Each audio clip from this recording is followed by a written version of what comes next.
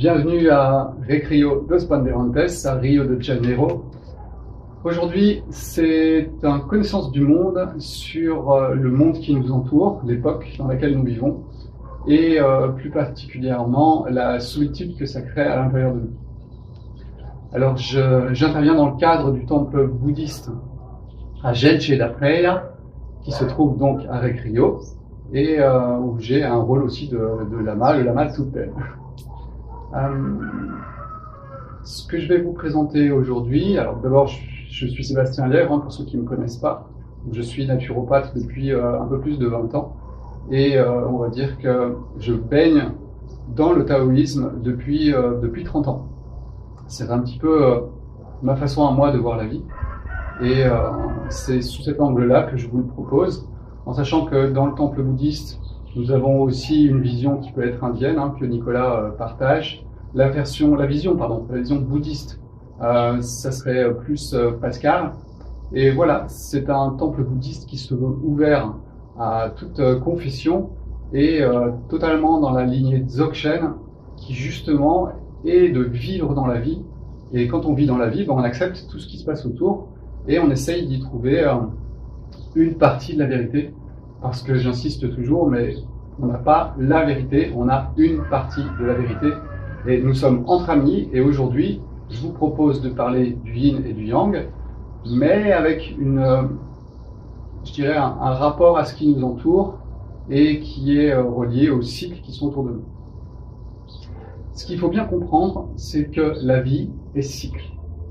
Il y a toujours un début et une fin. Il y a un début à la vie, il y a la mort, il y a un début de l'année, c'est ce qui se passe en ce moment dans l'hémisphère nord. Vous venez de passer par ce point bas du soleil et vous allez repartir sur un cycle qui est un cycle solaire, mais il y a, à mon avis, des tonnes de cycles. Alors on peut parfois s'attarder sur l'astrologie ou bien encore un petit peu plus haut sur les constellations, mais la vie est faite de cycles. Et aujourd'hui, ce que nous vivons est un cycle bien particulier aussi, qui est, à mon avis, en train de se terminer. Alors, il se termine pourquoi ? Parce que je pense qu'on n'a jamais atteint des niveaux aussi importants de cette énergie du yang. Du moins, c'est ce qu'on voit manifester, cette énergie du yang. Je vous rappelle une chose, le yang, c'est la contraction. Vous avez deux forces qui existent, la force d'expansion et la force de contraction. Ce que l'on vit aujourd'hui, c'est vraiment une force de contraction extrême. On peut le voir dans nos vies de tous les jours par l'excès du mouvement. Le mouvement, c'est le yang. Par tous ces moteurs à explosion qui sont autour de nous. L'explosion, c'est le feu. C'est le feu qui prédomine dans notre société. Tout ce qui est atomique, c'est aussi de l'énergie. C'est encore pour faire des choses. Faire des choses, c'est l'énergie du yang. Se reposer, rien faire, c'est l'énergie du yin. Donc ce monde que l'on a autour de nous, il est vraiment en ce moment dans une explosion de cette énergie yang. On le voit aussi avec les armes à feu, puisqu'en fait, quand on voit les budgets qui sont donnés par les gouvernements au système militaro-industriel, on n'a jamais atteint des niveaux aussi hauts, et ça montre bien qu'encore une fois, c'est le yang qui prédomine. Alors je vous rassure, yang est court, donc ça veut dire que c'est puissant, c'est fort, mais ça dure pas très longtemps. Yang est court, yin est long. C'est pour ça que chez les marathoniens, vous trouverez quasiment que des végétariens parmi les premiers. Parce que il faut être dans la durée. Alors que, à mon avis, Usain Bolt mange peut-être pas mal de viande parce qu'il doit être explosif et rapide. Donc cette période que nous vivons est une période qui va être relativement courte, mais intense. Si on regarde un petit peu plus ce yang qui tourne autour de nous, eh bien, vous verrez que la matérialité, c'est aussi le yang. Là où la spiritualité, c'est l'opposé de la pièce, eh bien, en fait, c'est le yin, c'est l'expansion. Donc, cette matérialité, je pense qu'on n'a jamais été aussi fortement baigné de tout ce qui nous entoure, de toutes ces choses que l'on veut posséder, et que l'on doit aussi protéger. Si on regarde un petit peu les lois, nous voyons qu'il y en a des tonnes. Plus il y a de lois dans une société, plus elle est matérialiste. Moins il y en a, plus elle est spirituelle. Je pense que chez les Indiens Patacho, il n'y a pas beaucoup de lois.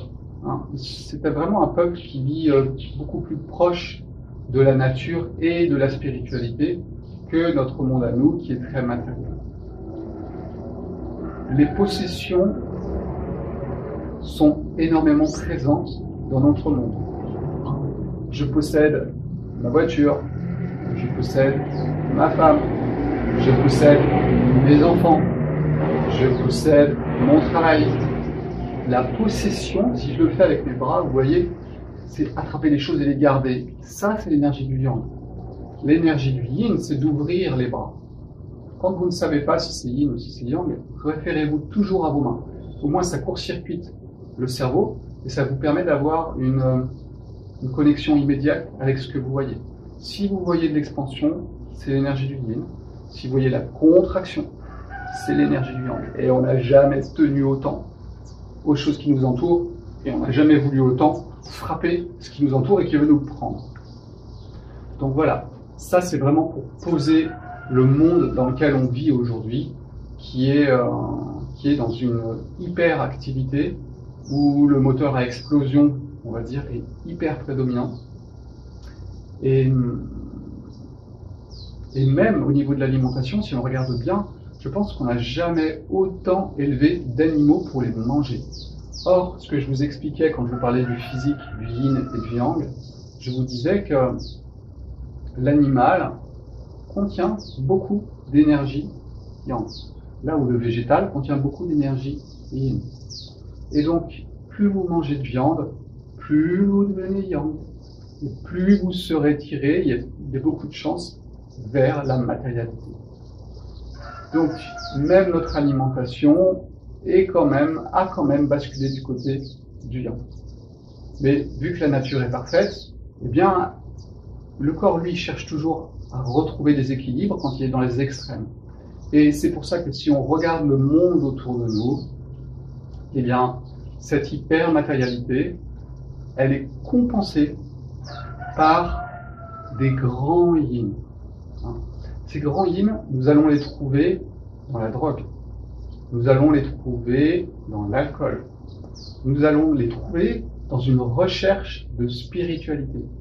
Je parle bien d'une recherche de spiritualité qui est une recherche de l'ego à aussi s'en sortir, et non pas un contact direct avec la nature comme les Indiens Patacho pratiquent.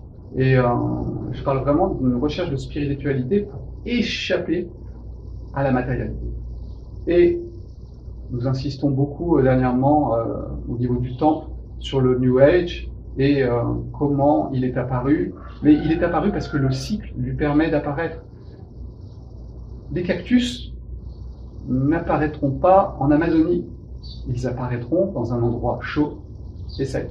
Eh bien, il en va de même du New Age. Si le New Age est apparu, c'est justement parce que il y a cette énergie qui nous entoure, qui nous pousse dans la matérialité, et le réflexe de l'ego, c'est de chercher dans la spiritualité quelque chose. Ce que nous devons comprendre, c'est que ce New Age n'est pas traditionnel. Ce sont des choses qu'on a pris des traditions et on a refait un tableau pour permettre aux gens d'échapper à la matérialité. Mais les choses qui sont dites dans le New Age sont, pour la plupart, justes. La seule problématique, c'est la façon dont on va le pratiquer, et tant que votre ego est emprisonné dans son bocal, comme on parlera tout à l'heure, eh bien vous verrez que vous tournerez vers New Age, alors que quand l'ego commence à se libérer, vous tournerez vers tout ce qui est traditionnel, et vous reviendrez au début des choses où c'est direct, c'est spontané, c'est clair, et voilà, nous allons reparler un petit peu de tout ça un petit peu après.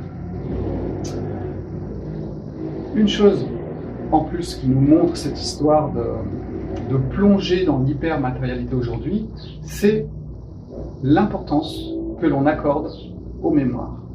Si vous regardez bien le New Age, désolé, je reviens encore sur le New Age parce que c'est un bon exemple, eh bien en fait, il est énormément basé sur les mémoires. Les mémoires akashiques, pourquoi je suis comme ça, c'est à cause de mes mémoires, et du coup, il faut que je soigne mes mémoires, et on se concentre sur les mémoires, on fixe notre regard sur les mémoires.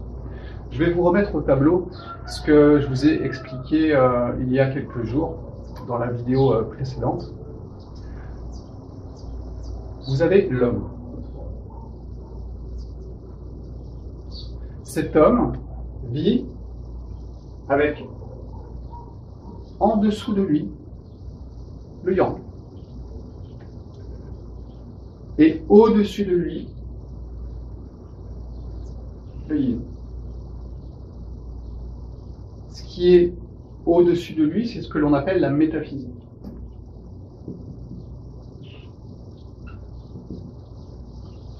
Cette métaphysique, ce sont les astres,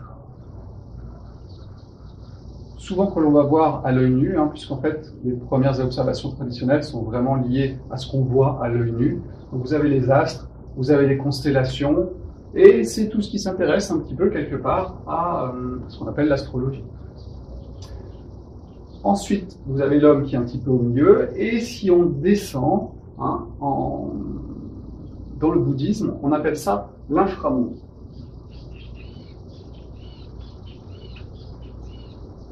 C'est là que domine l'hypermatérialité. Et un homme équilibré devrait être entre les deux. D'ailleurs, il y a un symbole qui est très intéressant, c'est celui-là. Yang, Yin, au même niveau, avec l'homme, au milieu. Et là, vous êtes dans un état d'équilibre. Alors, je ne prône pas l'équilibre à tout prix. Ce qui est important, c'est d'expérimenter la vie, et pour moi, le plus en conscience possible. Donc, voir quand je suis trop dans le métaphysique, voir trop quand je suis dans l'inframonde, et voir quand je suis au milieu. Mais il n'y a pas une expérience parfaite. Il nous faut vivre toutes ces expériences, ou pas, pour, je dirais, avoir une conscience très large de la vie et pouvoir en parler. Dans cet inframonde, eh bien, c'est là que sont les mémoires.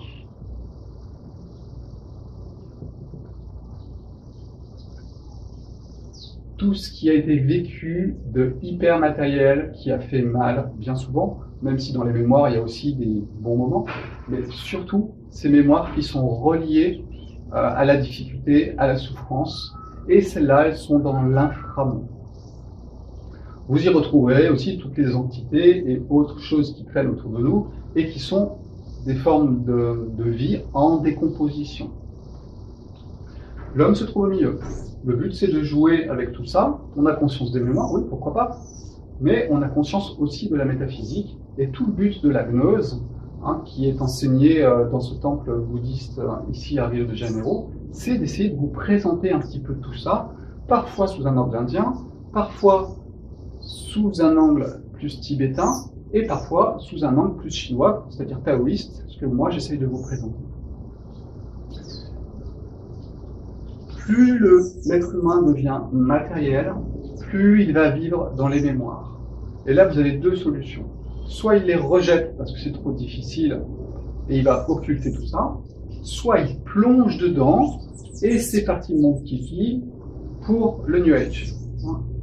Le New Age, c'est vraiment de plonger dans les mémoires, de trafiquer les mémoires, de se prendre un petit peu pour Dieu, parce que quelque part, on essaye d'effacer quelque chose, mais tant qu'on n'a pas la face opposée, je vous l'ai expliqué lors de la dernière intervention, c'est difficile de vraiment s'équilibrer. Donc c'est un piège de partir trop dans les mémoires.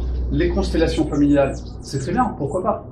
Mais si c'est repris par l'ego, attention, il y a danger.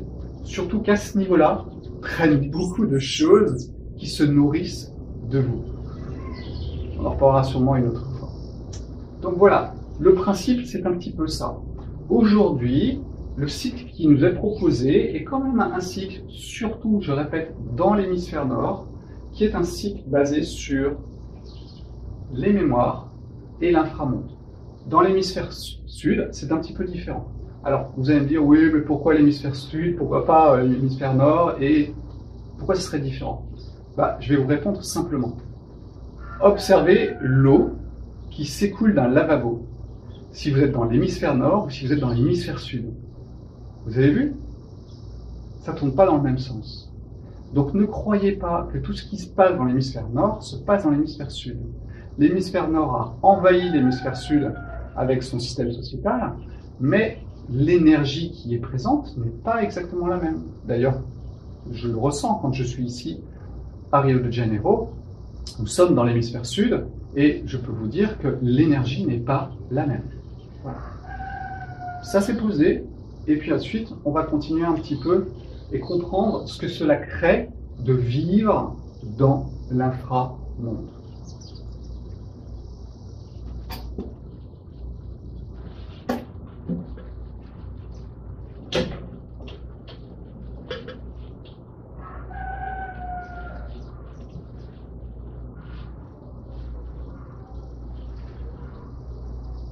Vivre dans l'inframonde, c'est vivre dans une grande solitude.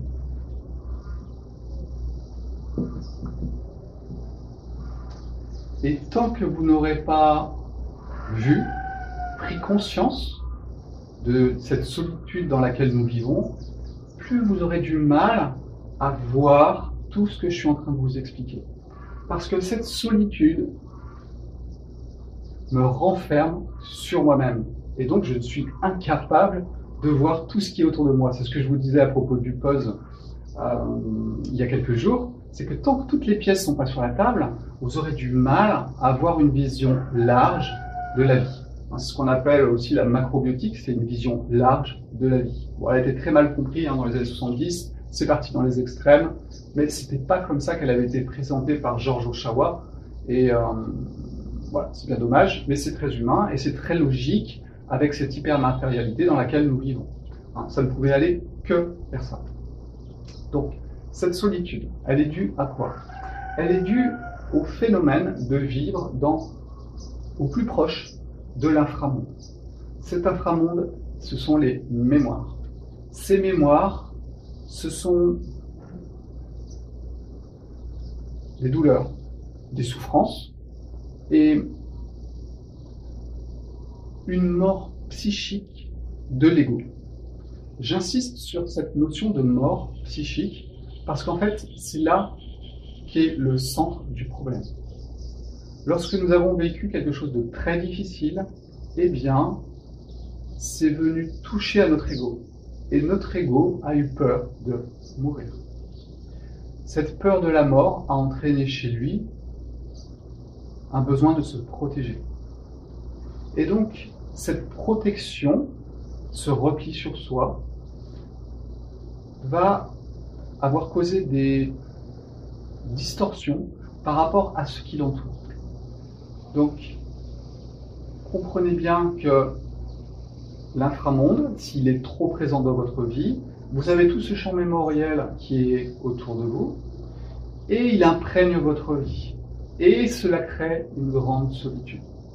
Et cette solitude, elle est tout simplement faite, c'est je dirais une protection de l'ego, une carapace, un bocal, puisqu'en fait je parle de bocal dans mon livre, quand je vous parle de bocal, c'est un petit peu ça, de protection.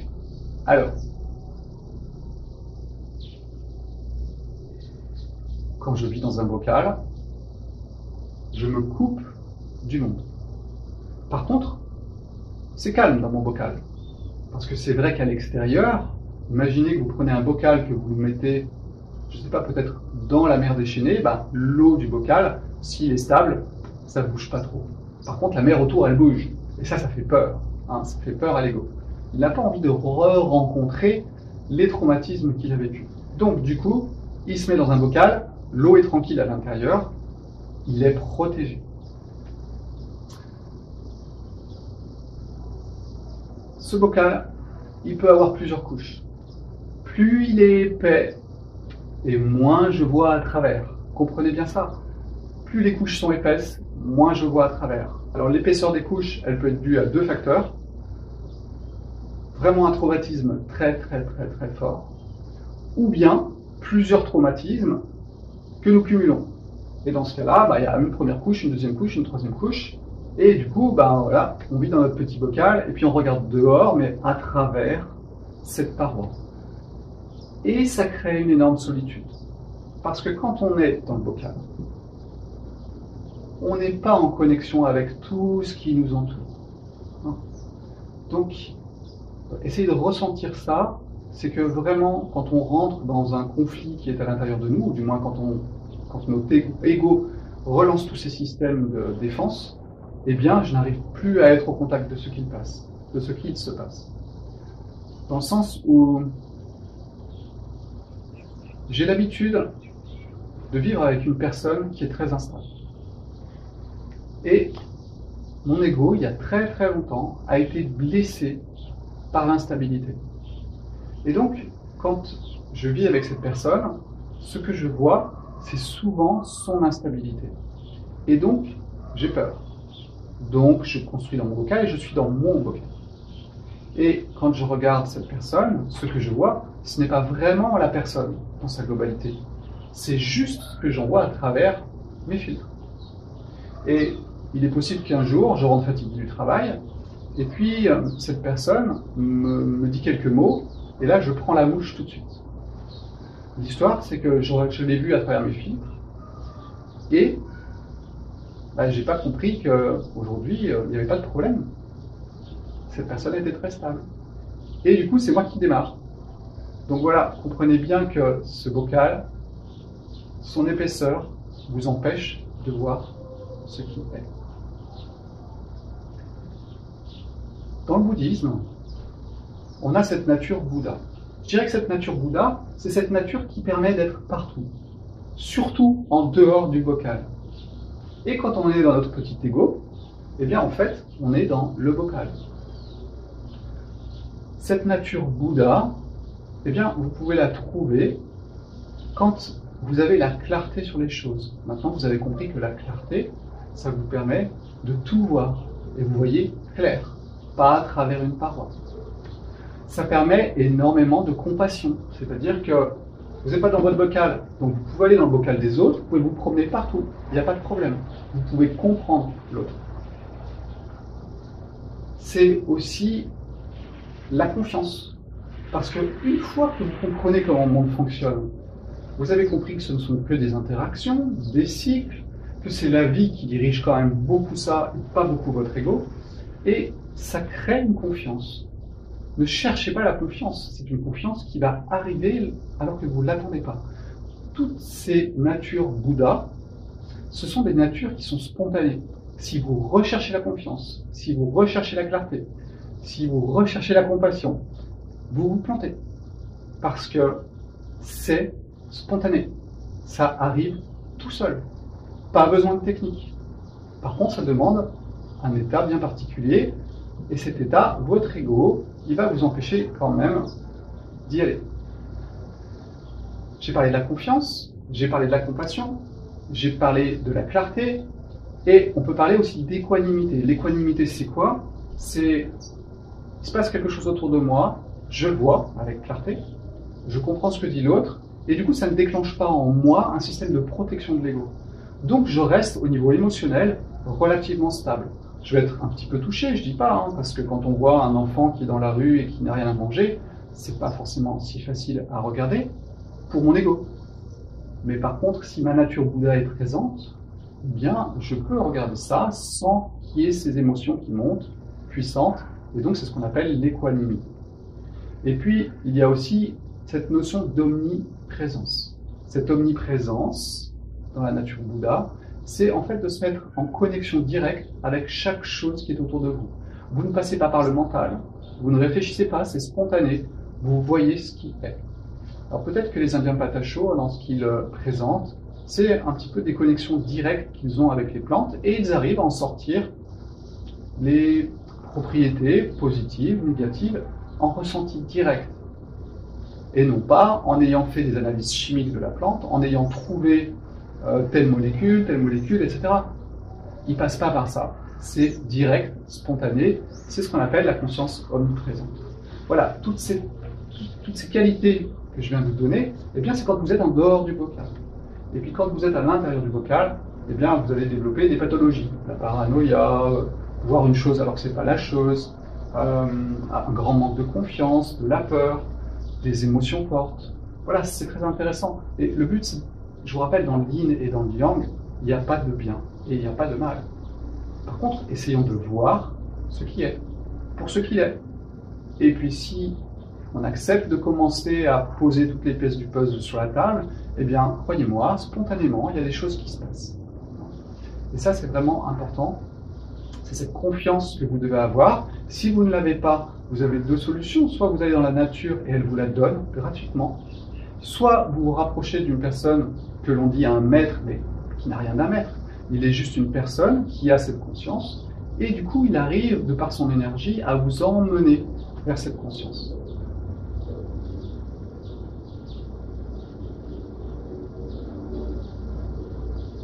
Donc je vis dans un bocal, parce que mon ego a peur.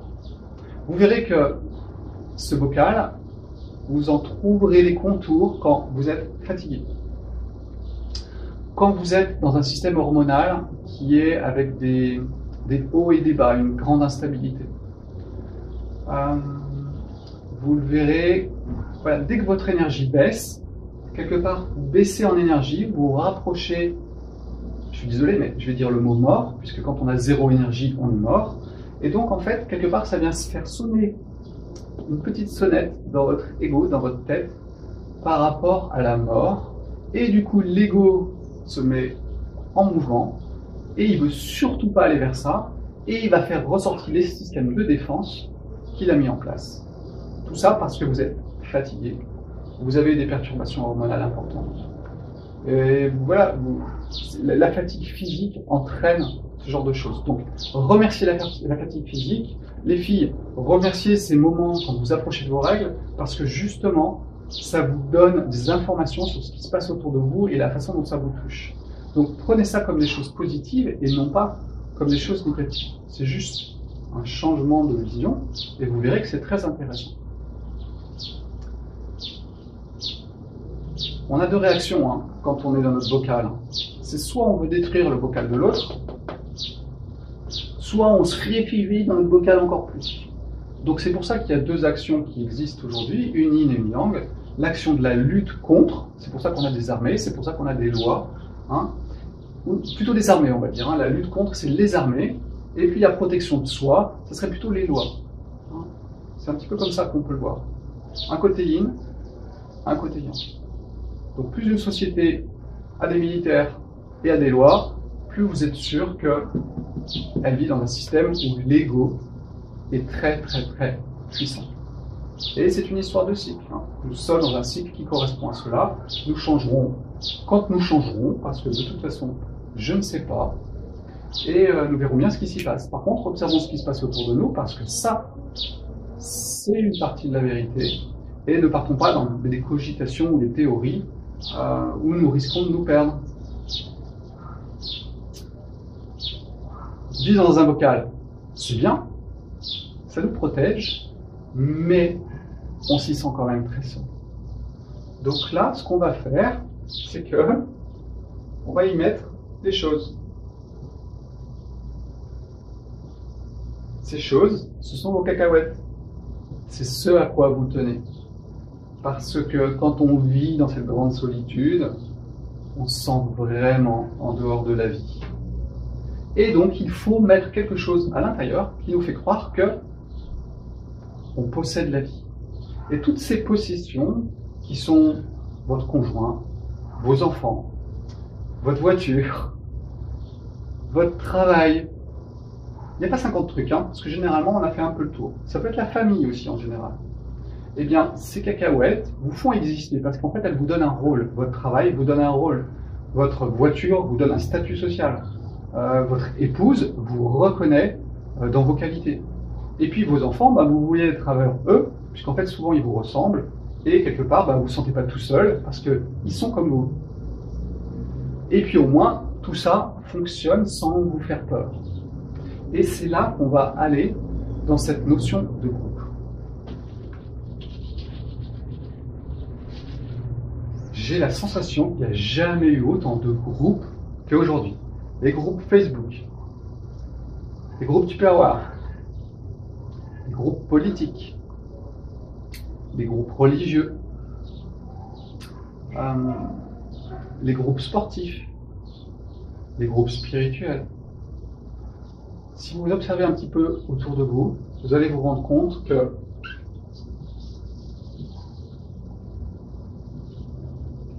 nous vivons dans des groupes. Alors certains diraient des boîtes, c'est exactement ça. Comprenez bien une chose, c'est qu'un groupe, c'est un bocal. Pourquoi? Parce que dans un groupe, tout le monde suit les mêmes règles. Or, si tout le monde suit les mêmes règles, tout le monde vit dans la même sécurité. Et donc, votre ego est content, il est en sécurité, il vit dans un groupe et tout va bien. Si je prends le groupe d'une famille, prenez les familles italiennes, on connaît quand on regarde les films américains sur l'immigration aux États-Unis et ces familles qui se sont créées, eh bien, la famille italienne est vraiment quelque chose de très très puissant. Cette notion de famille, c'est on a tous les mêmes règles. Et donc si on a tous les mêmes règles, eh bien nous sommes en sécurité. Admettons que tout le monde dise par exemple la vérité, eh bien si tout le monde dit la vérité, on est dans une grande sécurité. Admettons que tout soit ordonné, bien ordonné, eh bien on est dans une grande sécurité. Vous prenez une personne du groupe qui n'a pas cette vision, eh bien en fait elle va mettre en panique le groupe. Et qu'est-ce qui va se passer? On va la sortir du groupe.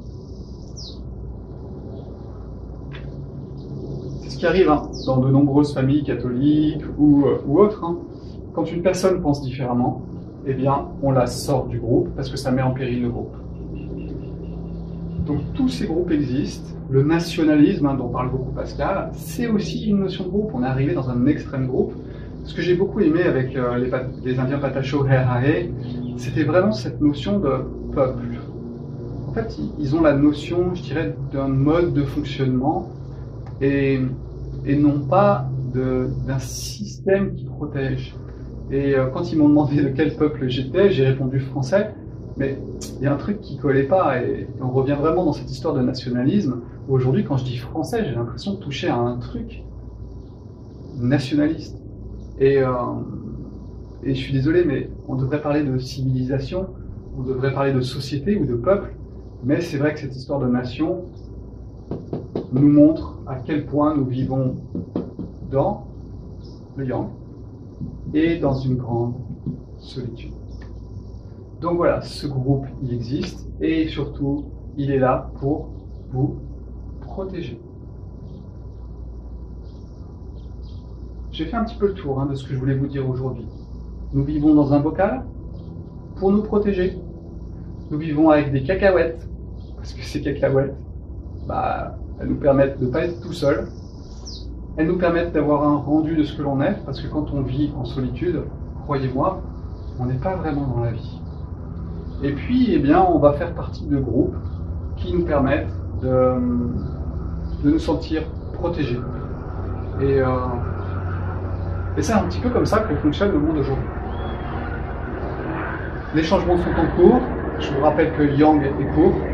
Donc ça va être intense, surtout dans l'hémisphère nord.